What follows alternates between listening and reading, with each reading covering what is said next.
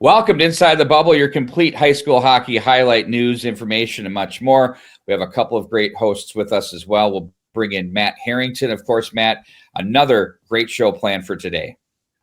Yeah, absolutely, Pete. Excited to be back for episode number 8 on the season. Pretty straightforward week this week. Didn't have a ton of major upsets. We'll get more into that a little bit later on in the show. And Brandon Spratt, we are looking for an electric week coming up this week and more. Yes, a big week, including an extra Hockey Night in Minnesota matchup. Want to wish all our fans, high school hockey fans, a happy new year. Welcome to 2025.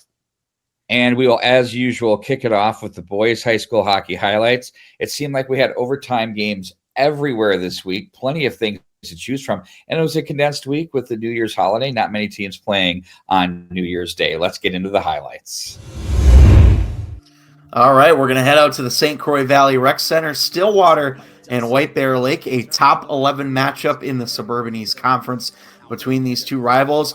This is Evan Newlander with a shot from the top of the circle to get things started for White Bear Lake. They lead at 1-0, looking for their second goal now. Final minute of play in the period. It's tapped home by Tyler Lalonde. It's 2-0 White Bear Lake on the road after one. Late in the third now, Stillwater not out of it, but down 2-0. They get a big goal this time, shorthanded from Luke Myers. It's 2-1. But White Bear Lake on this same power play that they gave up the shorthanded goal, well, they get that goal right back. Big bounce here, and it is Evan Newlander again. He scored 2 of the 3 goals, and Stillwater drops their first game in Suburban East play, 3-1. You were electric on that call. Bourbontown and Rockridge, a defensive tussle, and it starts off with a huge save by Wolverine goaltender Wyatt Jonathan. He'll stop forward. Skyda, look at that. Butterfly, cool. It's a cucumber. Then later on in the second period, watch this. It's going to be Grady Dimberio. He's on the move. He's tripped up, draws the penalty, but they can't score on the power play. We're scoreless in regulation. Overtime we go. Pass Carlson. Look at this. Wow, boot collar. Hardworking goal to the forehand. Dimberio on the assist, and he picks up the win for his team. They are feeling it right now. The Rockridge Wolverine. How about Rockridge making some noise this season? Awesome to see. Speaking of making noise, Monticello the Moose, number 1 team in Class A, facing a road test at Minneapolis. Late second period. How about a howitzer from Wilson Lamberty on the power play, putting Minneapolis up 1-0. Late into the third period, this game is still a 1-0 deficit for Monticello, but Levi Welly is able to change that with 3 minutes to go. We got a brand new game at 1-1. Now into the final 30 seconds. Moose send the numbers forward. The rebound comes to Nathan Popel, who buries it there. Monticello with a huge late comeback. Minneapolis loses for the first time in over a month. Grand Rapids visiting Wayzata. Great non-conference matchup between the Thunderhawks and the Trojans. First period, a referee says this one's in. Luke Roloff, power play goal. It is 1-0 Grand Rapids. Looking to add one before the end of the period. It's a scramble out front. Another greasy goal, if you will, for the Grand Rapids Thunderhawks. This one is Jameis Sadul. Wayzata, though, in the second, gets one back from Christopher Pyle. Even strength tally. It is 2-1 in favor of the Thunderhawks up to this point. And then Grand Rapids will come into the offensive zone here. Wayzata trying to clear. They can't. They leave a man in front. That's Jamison Duell again. Another goal for him. He had 2 on the day. Wayzata down by 2 now, late in the third, as they had the extra attacker out there on the ice, and they do get one back from Eli Moldy. That was all that she would write, though. 3-2 final score. Grand Rapids as Duell picks up 2 goals. For the second consecutive Saturday, St. Thomas and Moorhead, the rematch after the Spuds won last weekend. Early first period, in St. Thomas, for the second time in as many games, goes up by a goal. William Doshin finishes off Nico Russ's shot there for a 1-0 lead for the Cadets. Nice power play setup here. Mason Kraft along the goal line, hammers home there from Brandon Mickelson to tie it up for the Spuds. Into overtime we go here, and the Spuds applying the pressure. This one's going to come loose in the slot. Kraft's going to wheel and fire. and put it upstairs. Mason Kraft tied for the lead in the state in points, gets the overtime winner. Moorhead, 13 consecutive wins. Moorhead looks enchanted. In other scores, Farmington beats Woodbury in the shootout to finish the 1-1 tie. Then it was Cretin-Durham Hall 4-3. John King, no relation to Poltava Sports. John King, the winner for Cretin-Durham Hall. STMA in a big 8AA matchup against Roseau. Esco Carleton, very impressive as they're rolling along with an overtime win against Mattavidi. The St. Cloud Cathedral 4 and Orono 3. 6 losses for Orono, all in Class A. Edina ekes one out. It's Tucker Johnson with the game winner in overtime. We now get ready to see what all of this means. We're going to wrap it up in a tight bow for you as we take a look now at your Kare 11 Top 11 Boys AA. All right, Pete, we jump right into it, and the top 5 staying the same. Despite the loss to Moorhead, St. Thomas does stay at number 3. Of course, both their losses are to Moorhead at this point. Cretin-Durham Hall and Rosemount switch places. Rosemount did not lose this week, but Cretin-Durham Hall, feel like the resume was a little bit stronger for them. They go up to number 6. In White Bear Lake, Stillwater swap places as well after their head-to-head win, Brandon. Not a whole lot of changing here. Things starting to sort of come together in boys Class 2A. Yeah, a lot of really strong records, really strong resumes in here. Keeping an eye particularly on the Suburban East, which is having a really good year with Cretin, White Bear Lake, and Stillwater. Still a lot of head-to-head matchups to come there. We will also see Hill Murray taking on St. Thomas this week as well. So the Pioneers of Hill really getting their biggest test of the season thus far. Meanwhile, Grand Rapids, Holy Angels at the bottom of the rankings, just chugging along and stacking up wins. As we will now look at boys Class A, where there's also not a ton of changes this week. Warroad and Hermantown are going to switch places. The Warriors just with the one more win on the resume. Hermantown, though, had a solid week against a couple AA teams, defeating Eden Prairie as well. But everything, Matt, mostly going to stay the same. We do draw in Laverne at number 11. But overall, Class A sort of stabilizing this week as well. Kind of the theme. Yeah, and, it looks a little bit different. I think Orono, for the first time maybe ever in the Kare 11 Top 11, not in for boys Class A. They've had a tough schedule up to this point. But you look at a team like Minneapolis, they fought hard against Monticello, ended up dropping another game, I believe, to Armstrong Cooper later in the week as well. But you see some other teams that are taking care of business in Cloquet, Esco, Carleton, now 12-1. They've been having a terrific season up there in Warroad, Hermantown, all those teams taking care of business as well. So we are starting to see a little bit more of a picture there. Great stuff by the committee as they work tirelessly to get the best rankings in the state. When we come back, it's girls highlights, Matt Niskanen, Casey Hankinson, and much more.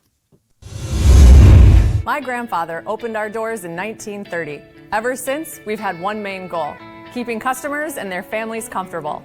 Comfort isn't just about temperature. It's about your peace of mind working with us.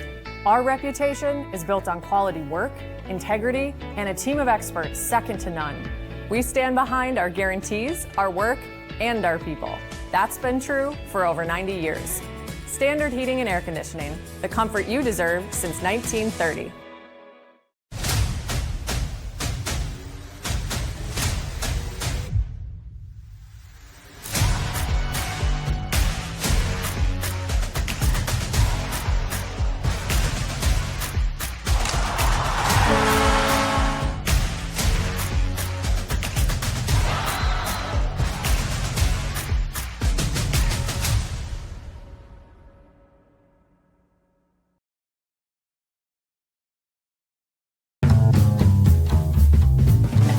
Good neighbor would give you a cup of sugar if you asked.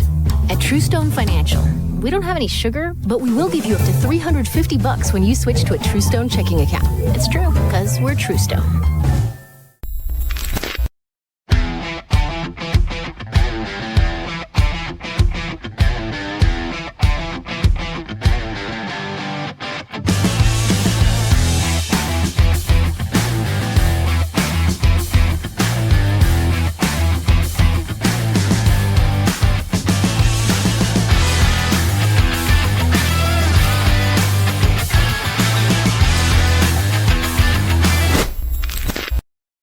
My grandfather opened our doors in 1930. Ever since, we've had one main goal: keeping customers and their families comfortable. We stand behind our guarantees, our work, and our people. Standard Heating and Air Conditioning, the comfort you deserve since 1930. Welcome back to Inside the Bubble. Now we're going to take a look at the girls' action as that shook down, and we had plenty of great action. Again, a condensed schedule, and we're going to kick off the highlights as we'll take you in and around the great games in Minnesota. All right, we're going to start out at the Richfield Ice Arena, Benilde St. Margaret's and Holy Angels. This is a breakaway here for Brooklyn Riley and Zoe Rimstad with a terrific save. This game was scoreless midway through the second period still between these ranked teams, one in Class A and Holy Angels. And how about this? What a play there from Harper Paling to get the Stars on the board. First, 6:28 to go in the third. Benilde trailing by 1. The pass out front connects with Kendall Hassler, and it's 1-1 as Benilde ties it. 4:41 left. Less than 2 minutes later, it's another goal for Kendall Hassler right off the face-off. A beautiful pass over from Tala Hansen to make it 2-1. Benilde, check out this goal. This is Tala Hansen. She's going to come through the defense and get through to the front and finish on the backhand. A spectacular goal. That gave Benilde St. Margaret's a 3-1 lead. They would also add an empty netter in this one as they score 4 unanswered in the third period to defeat Class A's 5th-ranked team, Holy Angels, 4-1. Minnetonka on the road taking on the Farmington Tigers to open up the year. Skipper's power play, second period here, and Lauren Mack's going to clean up the rebound on the back door for 1-0 Skipper's lead. Still a 1-goal game into the third here. The Skippers have had a terrific third line this season. Look at Lainey Lindsay. Nice job getting inside, lays it off to her line mate, Claire Sommerfeld, with the goal, 2-0 Skippers. And then here it's Mack, another one, having a nice senior season, feeds it out front to her teammate, Senya Leeper, to make it 3-0 Skippers. Farmington would get one late. Jenico Blursch gets in behind the defense, assisted by Kennedy Meyer, and a nice move to the backhand to beat Layla Hemp. That would be all the Tigers would get. They lose this one 3-1. Minnetonka continues to roll off that loss in the Walter. We go to Braemar Arena, Hill Murray and Edina, great rivalry, and a rematch, of course, of last year's AA state championship. This is Kate McCoy just taking her time, waits for the right opening, and gets the Hornets on the board first, 1-0. Into the second period now, rebound comes out front for Kate McCoy, again, who has her second of the game early in that second period. Now a turnover behind the net, some trouble here. Whitney Horton, right place, right time, out in front of the goal. That makes it 3-0 Edina, comfortably in front. They would tack on another one here. It's a scramble in front. Hill Murray made a goaltending change. Didn't matter for Edina's offense as Charlotte Farrell scored to make it 4-0. Now it's going to be 5-0 Edina after this scramble in front. Lorelei Nelson, who continues to have a terrific year for the Hornets, makes it 5-0. And then another goal for Kate McCoy. That was her third to complete the hat trick. We had a runner here at Braemar Arena. Running time as Edina wins this one comfortably, 6-0. That's 3 straight for the Hornets there. Let's head up to Little Falls, or Brainerd Little Falls played host to Grand Rapids Greenway. Watch this. Brianna Finnegan breaks away, fights through the stick check, and she buries it. As it was a 1-0 lead. Announcer is absolutely loving every minute of that. We're going to even it up, though. 16:39, Mercury Bischoff. He'll be down low, gathers it in, and somehow tucks that in to level the game at 1. That is her 33rd goal of the season. And then late in the third period, Bischoff goes to work again. This protects, comes out, forehand, buries, goal number 34, and the game winner, as her team will go on to win by a score of 2-1. That's an 8-game winless streak now for Brainerd Little Falls, but they look solid in that one. Blake and Breck both having good seasons. The Rivals locking up on Saturday afternoon. First period power play for Blake, and it's Addie Wethington with the power play goal from the point, assisted by Callie Arthur to put the Bears up 1-0. Second period here, Breck trying to get back in it. Look at the toe save out front by Janie McGon, leading the state in save percentage, and there's a big reason why. Third period here, watch this nifty give and go. Hall to McKenna Schliemann, the leading goal scorer for the Mustangs, ties it up. However, it didn't last long. Face-off win here. Layla Dallum up ahead to Mac Williams, who slides it underneath Malinkovic for a 2-1 lead for the Bears. In the final seconds, Breck thinks they tied it here on the backhand, but the referee waves it off. You see the Mustangs, they point, they think they've scored, but it would not count. And Blake gets a 2-1 win. We don't have to wait long for the rematch, just 12 days. Send it to Toronto. Chaska Chanhassen also beats Breck 1-0 in a AA matchup for Breck. That's 2 in a row that they've lost after that great weekend. Mount Westonka Southwest Christian continues to roll 6-0 over a tough North Shore team. That's Cretin-Durham Hall shutting out Eastridge by a score of 2-0. Look out for the Raiders in the Section 3 AA. Woodbury remains unbeaten with their 2-0 win over White Bear Lake. And the Stars of the Academy of Holy Angels, impressive over Centennial Spring Lake Park. That should shake up the top 10 and the girls. I think the committee, gentlemen, had a little bit more work to do on those coming up. Let's take a look at those right now. All right, Pete, and you did mention it. The committee did have their hands full with what to do, and Edina is your new number one as they continue to roll 8 straight wins now for the Hornets. Centennial Spring Lake Park has now lost 2 games in a row after their 14-0 start. Minnetonka at number 3. Benilde St. Margaret's at number 4. Other than that, it's pretty standard, Brandon, as most of these teams pretty much took care of business. Maple Grove comes back into the rankings at number 11. A little bit of a shakeup at the top, but not a whole lot after that. Yeah, not much. Edina is really cruising right now, and now they have a second win over Hill Murray. As you mentioned, they beat Minnetonka in the Walser Championship as well. Centennial stays at 2. They still have a very strong record and did get that head-to-head win over Minnetonka early. And then Maple Grove, they've been clicking along nicely. They beat Rosemont head-to-head. Rosemont probably another team in that mix for number 11, but a head-to-head for Maple Grove has them back in at 11. On the Class A side, a little bit more of a shuffle. As Pete mentioned in the notables, it was a 2-loss week for Breck off that huge win, winning their home Crosstown Cup. They dropped 2 games this week. They'll fall to number 7 behind Blake. As a result, we bump up a few teams. Dodge County, Holy Angels, Proctor Hermantown. Mount Westonka Southwest Christian comes back in. They had a lot of goals scored this week as they took out some frustrations from a tournament up in Warroad where they lost 2 out of 3.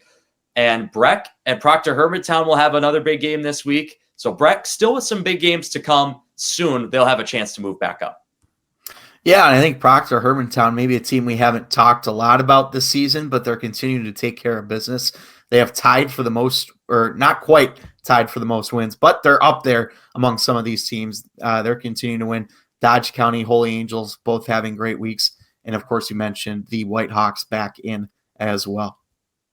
One thing we know is teams are beating each other left and right all over high school hockey and boys and girls.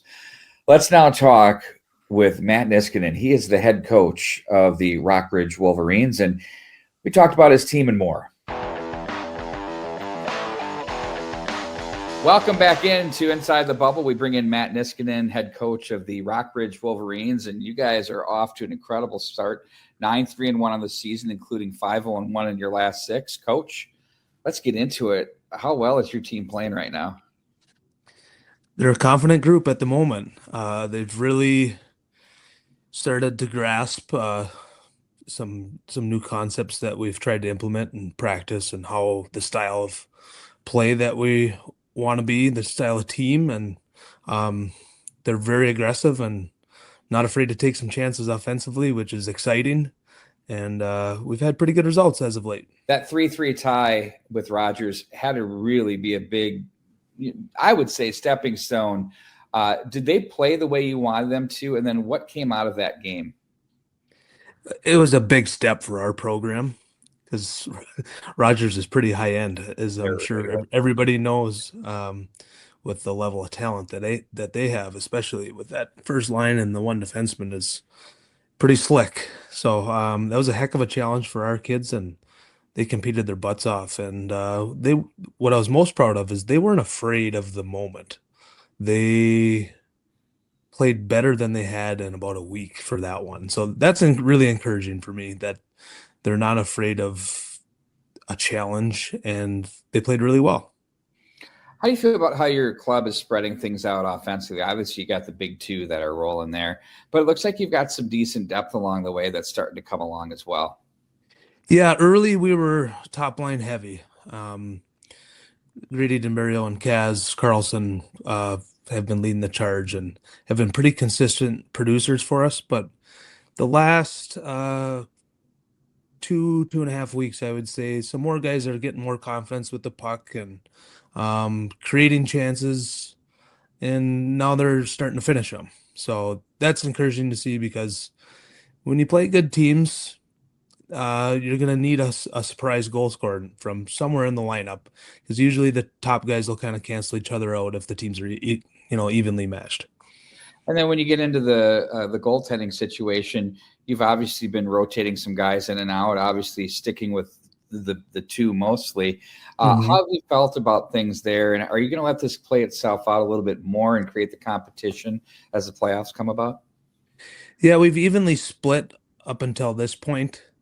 And from here on out, as we get into a bunch of our section games, it's just going to be a game by game thing. But it's that picture is starting to become more clear, and I want the two to compete in practice every day still, though, because that's how I believe you get better. And both will see time the rest of the year, but it's starting to become more clear who the starter is. Your power play has been very impressive, hovering just under 30%. The PK has been a solid 85%. I don't think it can be understated enough when you're in a one-game elimination scenario how much a key penalty for or against can impact the game. How much focus? Some coaches don't really worry about it till later. How about you now? What kind of focus have you put into that? Yeah, it's very important. We've spent a lot more time on other parts of our game, but like you said, when you get into a one-game shot, a single elimination tournament, one penalty can be the difference. So we talk a lot about discipline and avoiding the silly penalties, the avoidable ones, and then having a confident power play with many options that is dangerous and is not afraid of the moment can be the game changer. And then with the penalty kill, our guys have really bought into just being aggressive and not afraid of being in the wrong spot or getting beat with a goal. I want them to play on their toes and force the other team into situations where they're not comfortable and force them to make 3-4 really good passes to beat us. And they've really bought into that, and we've had good results. You grew up a Blue Devil, Class A. Now you're the Wolverines, Double A. How do you feel as a coach? Are you glad you're Double A? Where do you fit with that whole narrative?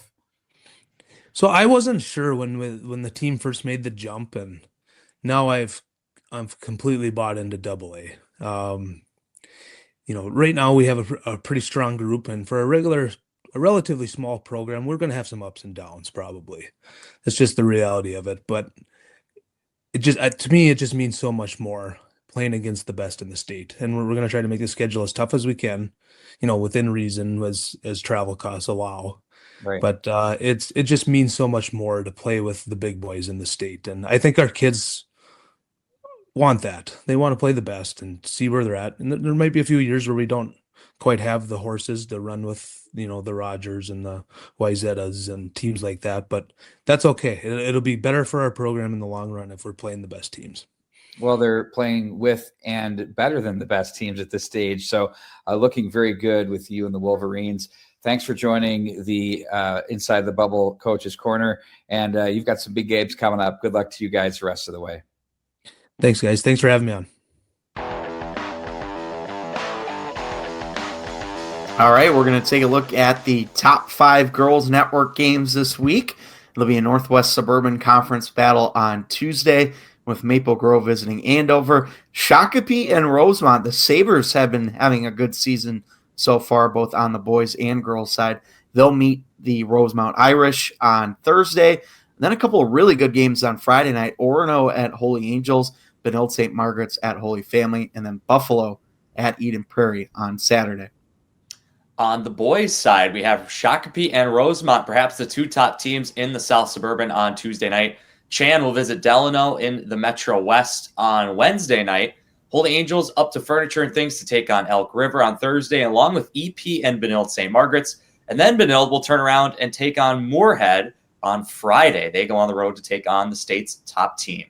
Should be a good week of boys matchups. Yeah, Ken Pauly's squad's going to be going hard there for sure. They got a couple tough ones back to back. Now we're going to take a look at a big game coming up. It's a rivalry night. They're going to pack Braemar Arena. Tickets have been paid for. It's free admission. Get there. Casey Hankinson and his entire crew have worked tirelessly to promote this event.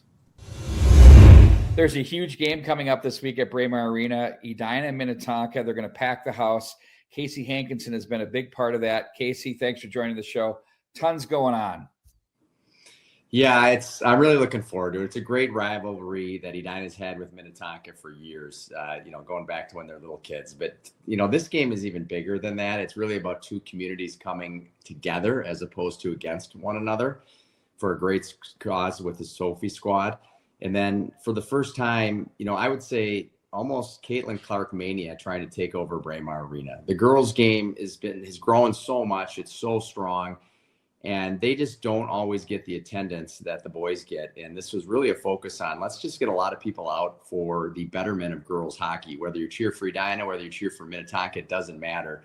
Let's just show up next Friday night, pack the house, watch two great teams, watch a lot of great individual players, and then most important, a really good cause in Sophie's squad, which the Edina program's done a lot with over the years. I know a lot of other groups have done it. It's a very, very important message, mental health, and we're really excited about it.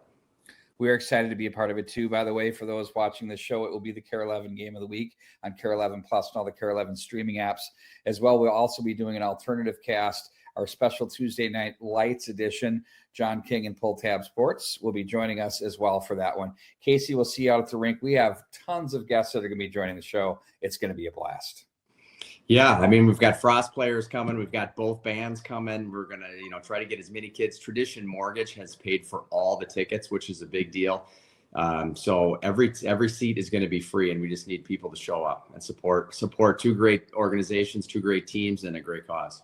Braemar Arena, you all know where it is. We'll see you there. Thanks for joining us, Casey. Thanks, Pete.